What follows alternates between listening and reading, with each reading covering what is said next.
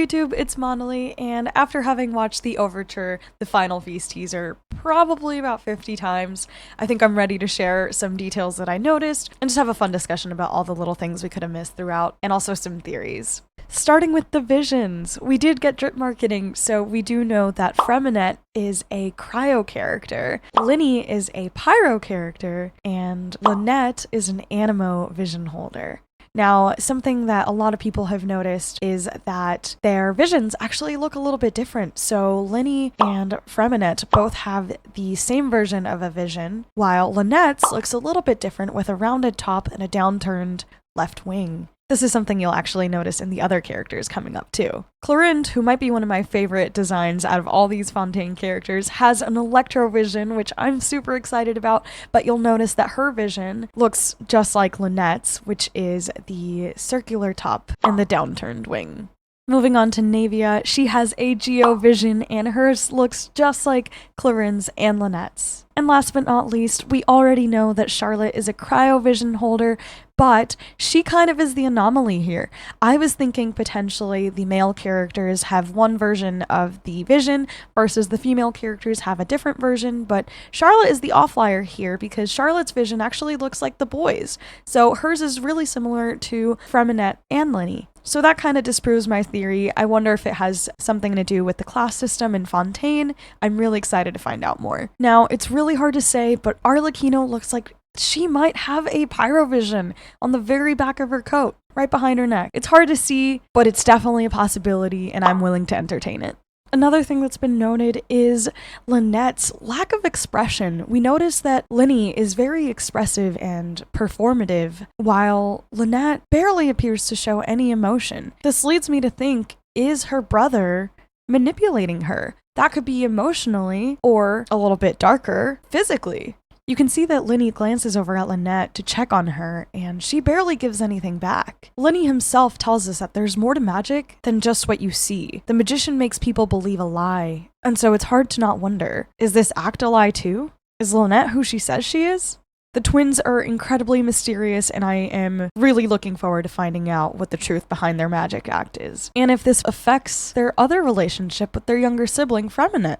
And since we're on the topic of lies, I can't help but wonder, is Neuvillette playing a blonde ditzy girl? She seems silly and goofy in the little bits that we get to see her during the teaser. However, I wonder if this is just an act to potentially fool the government in Fontaine. Now, I know another hot topic has been Wriothesley, which I really don't know how you pronounce that, but Wriothesley's blindness. You see him reach for his beverage and kind of feel around and move the teacup. So people are speculating that perhaps he's blind or definitely has a hard time seeing from his right eye where you can see a visible scar. I'm not totally sure about this one. However, I would be really excited to have a blind or partially blind character in Genshin. On another note, of course, Arlecchino is the hot topic during this teaser. We finally get to see a little bit of her again.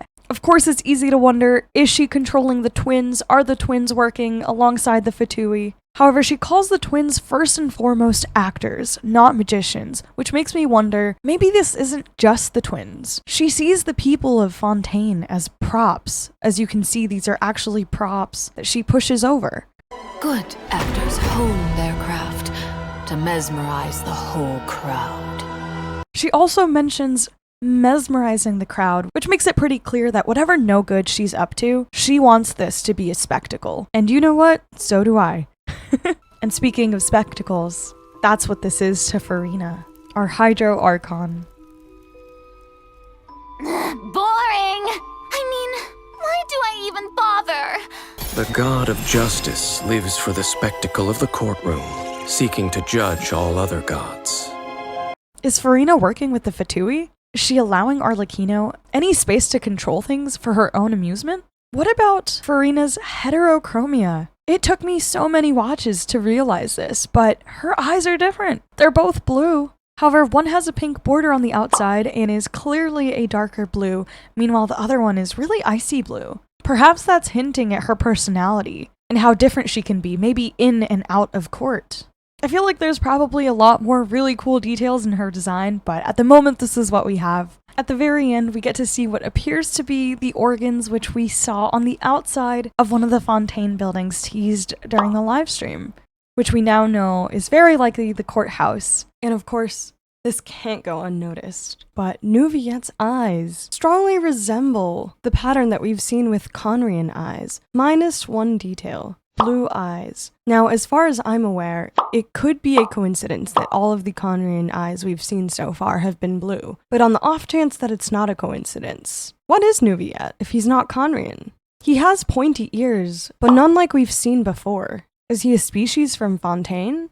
Or perhaps something we're already familiar with, but have never drawn the correlation yet?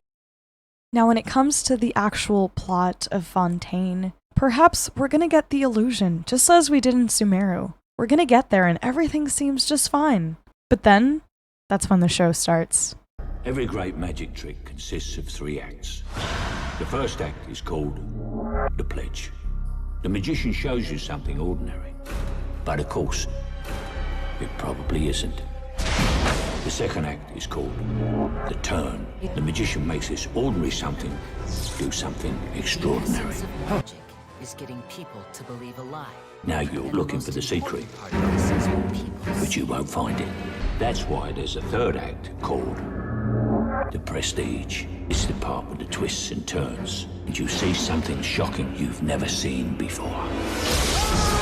Abracadabra.